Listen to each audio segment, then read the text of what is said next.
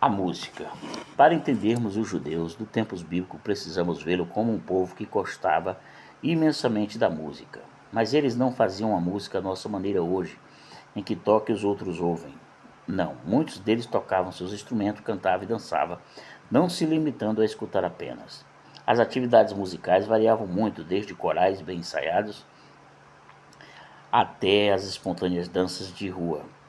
Eles levavam a vida muito a sério, mas também sabiam divertir-se.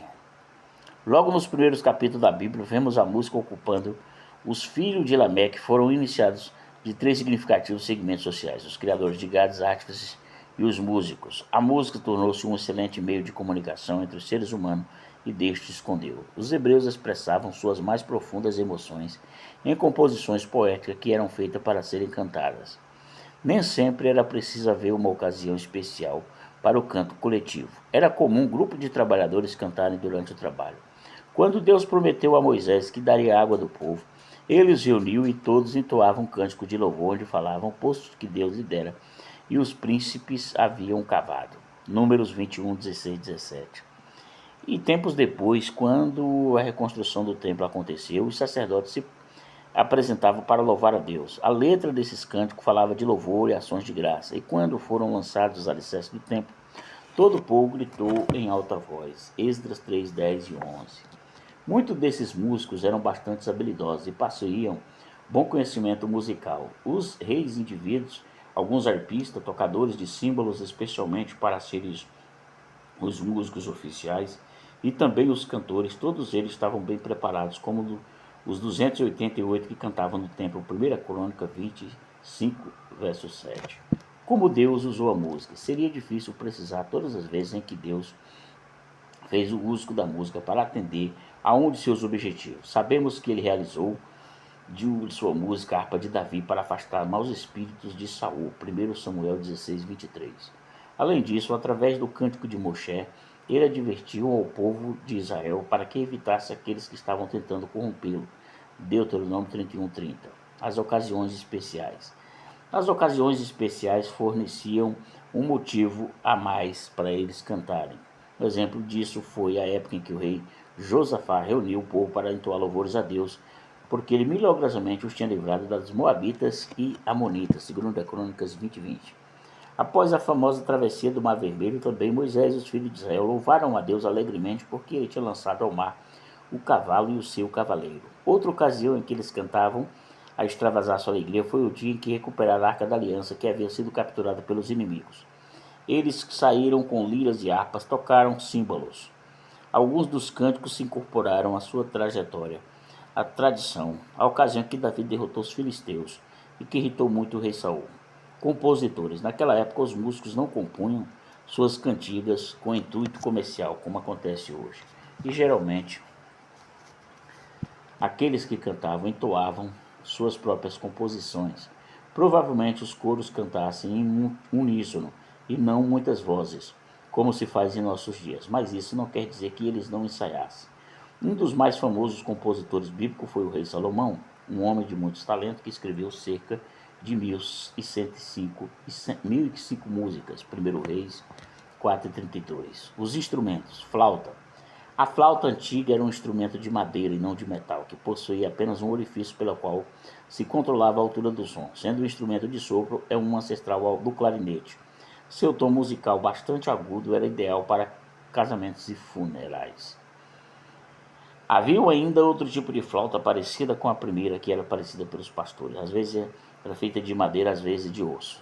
Geralmente não era tocada no templo. Saltério, a lira, era um instrumento que Davi tocava, feito de cordas montadas sobre madeira. Uma das madeiras usadas na confecção dele era o sândalo. 1 Reis 10, 12. O saltério podia ter 3 e 12 cordas. Nos dias de José fazia desse instrumento com 10 cordas. O termo hebraico que designa saltério é quinor. Trombeta. Constava de um tubo longo cujas pontas eram alargadas à semelhança da boca de um sino. Na maioria eram feitas de cobre e de prata. Na cerimônia do templo usava-se sempre 2 trombetas de prata. Chofar. Tocado nas sinagogas, o chofar era um instrumento feito de chifre de carneiro, de forma arredondada, pois ele Foi ele que os israelitas tocaram por ocasião das quedas da muralha de Jericó. E o termo ali empregado é Iobel. E o que Gideon e seus companheiros para a fuga dos midianitas também foi um chofar. Juízes 7, 16, 22.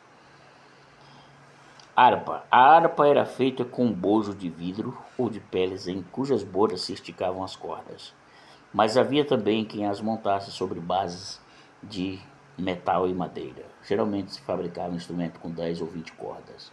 O tamboril era uma espécie de tambor semelhante ao pandeiro, feito de um aro de madeira e peles de animais afixadas neles. Não era tocado no templo, mas muito apreciado nas festas e nas danças. Símbolos, pratos. Eram um importante instrumento do grupo de percussão, muito semelhante ao que existe hoje. Como outros instrumentos próprios para a marcação do ritmo, eles eram ainda utilizados em celebrações e festas cerimoniais do templo. Orquestras e bandas, tanto em Israel como em outras nações, havia muitos grupos musicais organizados. O rei Nabucodonosor era um dos que gostava de ouvir bandas, como Davi e outros governantes. Danças. Sendo um pouco que apreciava a música ritmo, era difícil um israelita ficar parado ao ouvi-la. Por natureza, eram irrequietos e evusivos. Gostavam de expressar livremente as emoções, tanto as alegrias como as tristezas. Certa vez, o rei Davi dançou perante o Senhor, e o mesmo fizeram Miriam e um grupo de mulheres.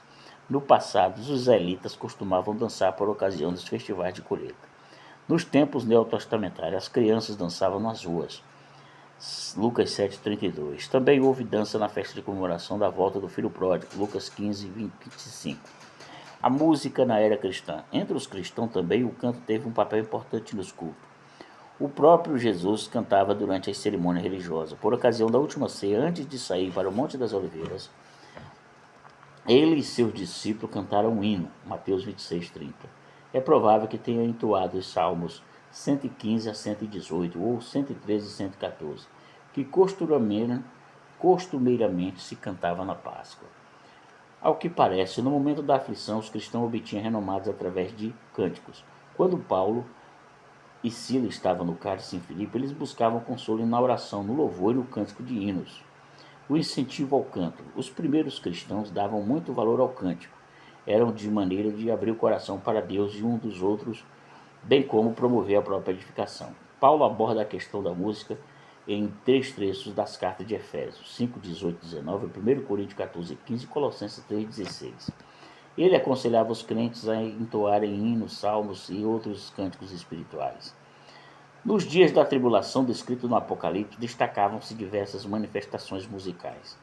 Há o cântico dos 24 anciãos que diz: digno és de tomar o livro. Dos 144.000 que já no final da tribulação cantavam um novo cântico, e dos vencedores que cantavam o cântico de Moisés.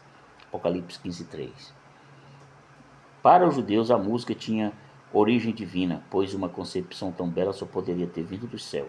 Por isso incorporavam às suas festas, às cerimônias do templo, às sinagogas, e depois, naturalmente, ela passou a ser adotada pela igreja.